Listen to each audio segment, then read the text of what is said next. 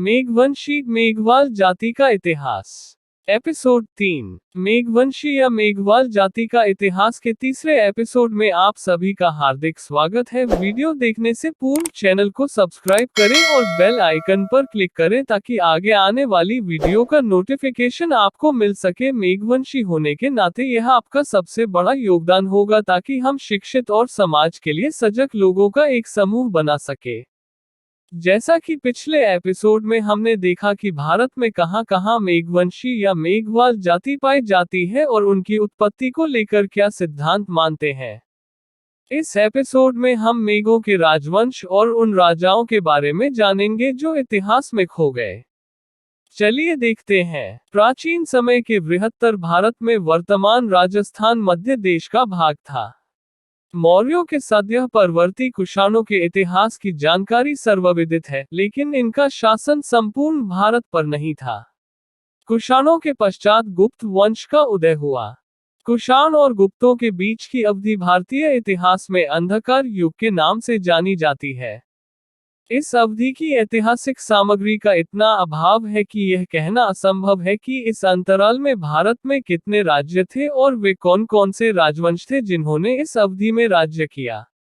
Smith के शब्दों में कुषाण तथा आंध्र राजवंशों के नाश सन 220 या 230 एडी के लगभग और साम्राज्य भोगी गुप्त राजवंश के उत्थान के बीच का समय, जो इसके प्राय 100 वर्ष बाद है। भारतवर्ष के इतिहास में ये काल बिल्कुल सादा या अलिखित है। इस संबंध में जो कुछ सामग्री उपलब्ध है उसका पूर्ण विश्लेषण और विवेचन नहीं हुआ है। मेघवंश एक ऐतिहासिक राजवंश।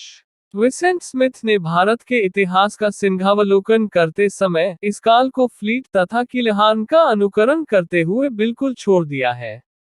कुछ इतिहासकारों ने इस समय की इतिहास सामग्री का विश्लेषण करने का प्रयास किया है, जिससे इस अवधि में वाकाटक, भारशिव और मेघवंश आदि राजवंश उजागर हुए हैं। वह वाकाटकों के समय में कोसल में एक के बाद एक इस प्रकार 9 शासक हुए थे। ये लोग मेघ कहलाते थे। मेघों की शासन सत्ता मध्य देश में रही है, यह अब तक प्राप्त ऐतिहासिक सामग्री के अन्वेषण से सुस्पष्ट है, एवं इनकी सत्ता की धुरी कौशाम्बी थी जो प्राचीन समय में कोसल प्रदेश में आती थी। यहीं से इनकी सत्ता का विस्तार हुआ। अपनी 7 या 9 पीढ़ियों के कारण ये लोग मूलतः विंध्य शक्ति के समय तक, जबकि आंध्र पर विजय प्राप्त की गई थी अथवा उससे भी पहले भारशिवों के समय तक जा पहुंचते हैं। विष्णु पुराण के अनुसार कोसला प्रदेश के 7 विभाग थे। सप्तकोसला पुराणों में कहा गया है कि ये शासक बहुत शक्तिशाली और बहुत बुद्धिमान थे। गुप्तों के समय में मेघ लोग हमें फिर कौशाम्बी के शासकों या गवर्नर के रूप में मिलते हैं, जहां उनके 2 शिलालेख मिले हैं। कौशाम्बी के शासन की सार्वभौम सत्ता कुषाणों से मेघों को हस्तांतरित हुई थी। मेघवंश पुरातात्विक साक्ष्य। मेघ राजवंश की ऐतिहासिकता निर्विवाद बन चुकी है। इस राजवंश को उद्घाटित करने वाले कई शिलालेख एवं मुद्राएं प्राप्त हो चुकी हैं, जिस पर न्यूनाधिक शोध कार्य हो रहा है, जिसमें संस्कृति एवं पुरातत्व विभाग इलाहाबाद विश्वविद्यालय के प्रोफेसर SN राय एवं उनके साथियों द्वारा कौशाम्बी से प्राप्त शिलालेखों का अध्ययन एवं विश्लेषण किया जाना उल्लेखनीय है। प्रोफेसर अनंत सदाशिव अल्तेकर ने 1943 में इस वंश को संबोधित करने वाले कुछ सिक्कों का प्रकाशन journal of numismatic society of India में किया था। इस राजवंश को संबोधित करने वाली मुद्रा पर 1979 में प्रोफेसर अजय मित्र शास्त्री का गवेषणात्मक कार्य प्रकाश में आ चुका है। इसके साथ ही शाम्बी के घोषिताराम विहार की खुदाई से प्राप्त मूर्तियों और अभिलेखांकन पर भी गवेषणाएं हो चुकी हैं। इन सब से यह सुस्पष्ट हो चुका है कि यह एक ऐतिहासिक राजवंश था। जिन विशेष स्थानों के सर्वेक्षण एवं सम्मुखनन शोधों से यह स्थान प्रकाश में लाए गए हैं वे हैं उत्तर प्रदेश में स्थित कौशाम्बी, भीटा, गिंजा, फतेहपुर तथा मध्य प्रदेश में स्थित बंधोगढ़। मौद्रिक साक्ष्य एवं अभिलेखिक साक्ष्यों का विश्लेषण करते हुए मिरासी ने ऐसी स्थापना की है कि मेघों की शासन सत्ता आधुनिक मध्य प्रदेश में स्थित बंधोगढ़ तक फैली थी, जिसका अधिकांश भाग चेदी मंडल में सम्मिलित था।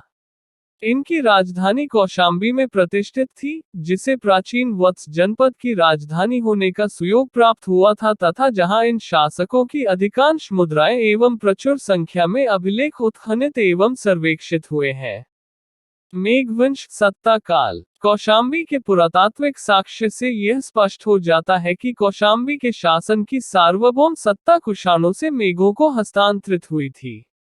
इस राजवंश का प्रारंभ अजय शास्त्री की स्थापना के अनुसार प्रतिष्ठापक नरेश महाराज मेघ महाराज मग के राजारोहण से माना जा सकता है। इस स्थापना का समर्थन प्रो एस एन राय आदि इतिहासकारों ने किया है।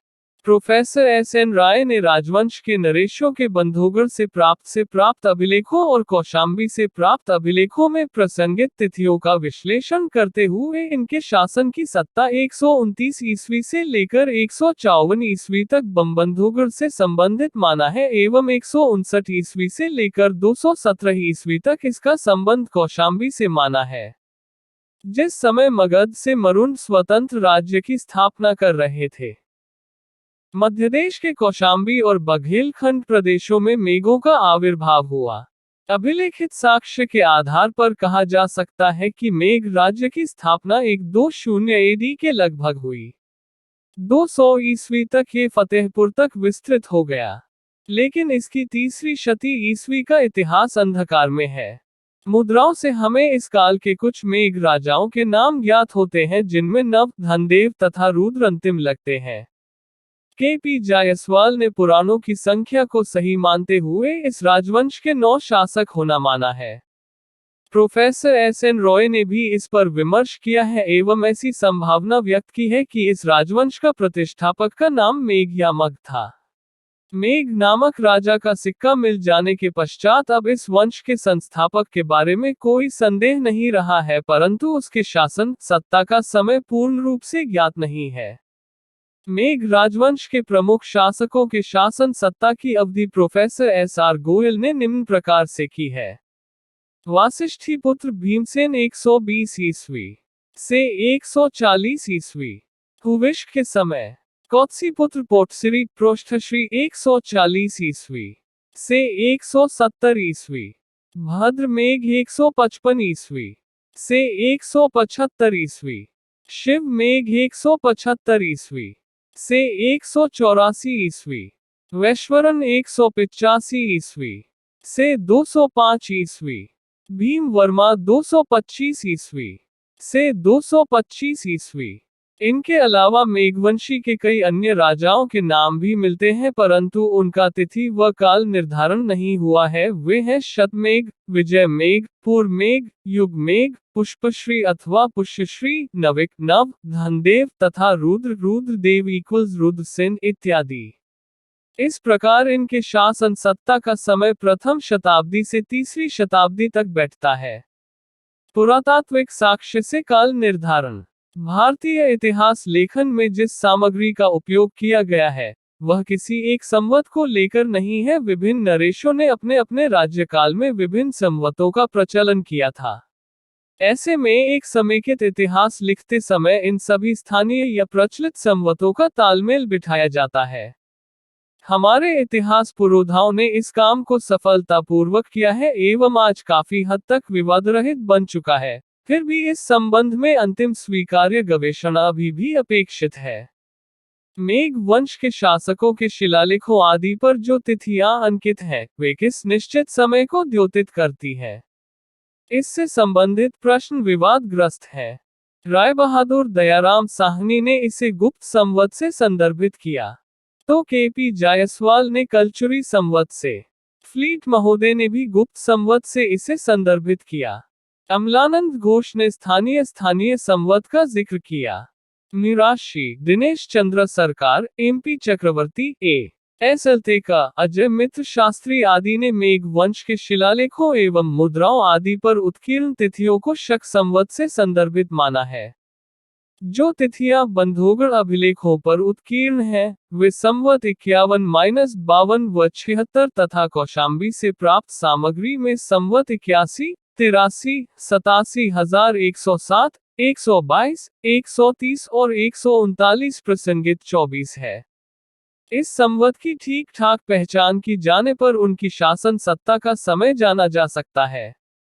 उनकी शासन सत्ता का समय जायसवाल के वाकाटकों के समय से लेकर गुप्तों के काल तक माना है। एमपी चक्रवर्ती ने स्तरीकरण के आधार पर इनका समय कुषाणों के समय के नितांत सन्निकट स्थापित किया है। जेएस नेगी ने भी मेघों को कुषाणों का सद्य अनुवर्ती माना है एवं गुप्तों का पुरावर्ती।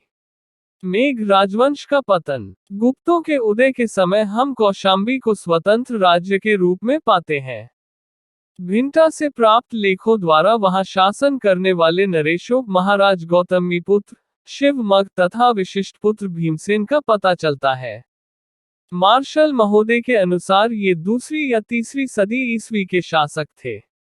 शिव मेघ मेघों का स्मरण दिलाता है जो कौशल से तीसरी सदी में शासन करते थे। इस राजवंश का अंतिम ज्ञात शासक महाराज गौतमीपुत्र वृषध्वज था, जो चौथी सदी के प्रारंभिक भाग का शासक था। अतः संभव है कि समुद्रगुप्त प्रथम गुप्त वंश के काल में वही प्रयाग में शासन कर रहा हो। श्री कृष्ण ओझा आदि की संभावना है कि समुद्रगुप्त की प्रयाग प्रशस्ति का रुद्र इसी मेघवंश का नरेश था, जिसको समुद्रगुप्त ने पराजित किया था।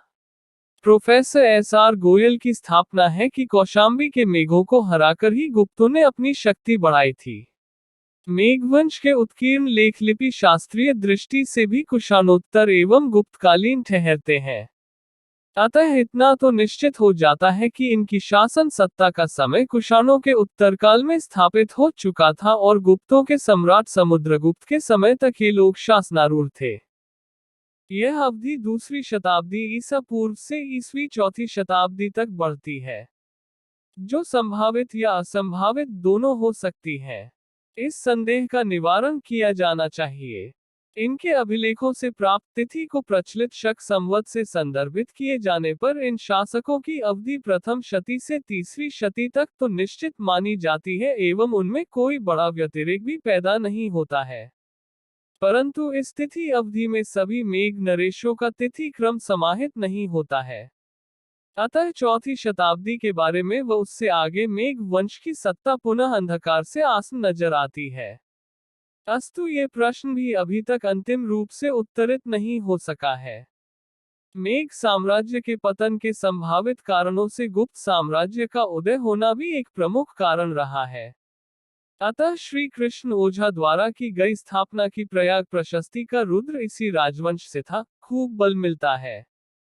अपनी सत्ता खोने के पश्चात मेघ वंश के शासक विंध्य पहाड़ियों की तरफ पलायन कर गए।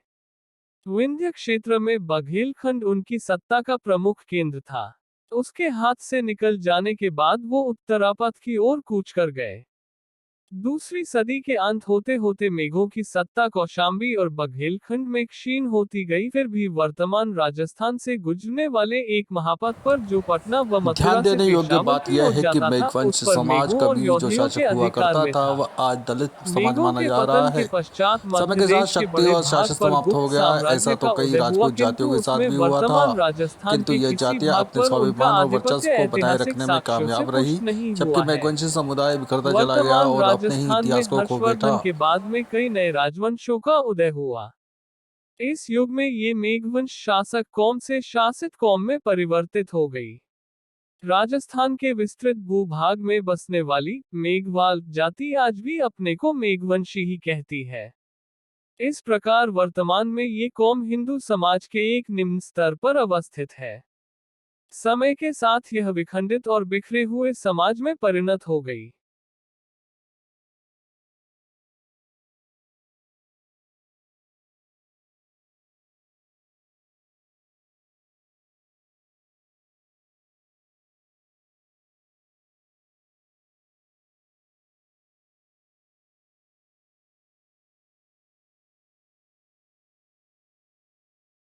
ये सभी जानकारी असिस्टेंट प्रोफेसर डॉक्टर साधना मेघवाल द्वारा लिखित मेघवंश ऐतिहासिक राजवंश एवं राजस्थान संबंध पर लिखे उनके आर्टिकल से ली गई है। इस जानकारी को आप तक पहुंचाने का मुख्य उद्देश्य केवल यह है कि हम स्वयं को दलित ना मन, क्योंकि इससे मनोवैज्ञानिक तौर पर हम अपने आप को कमजोर कर रहे हैं।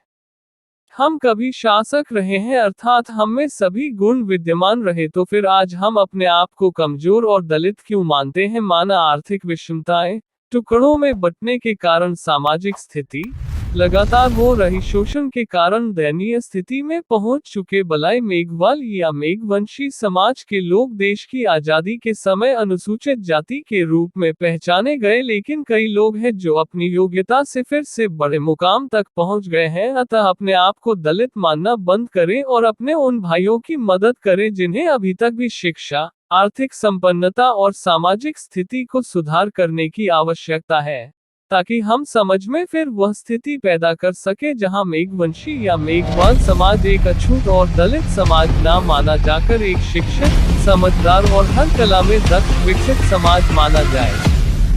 आशा है आपको ये जानकारी काफी पसंद आई होगी, इसलिए वीडियो देखने के बाद चैनल को सब्सक्राइब करें, वीडियो को लाइक करें और अपने सभी जाति बंधुओं और खासतौर पर बच्चों और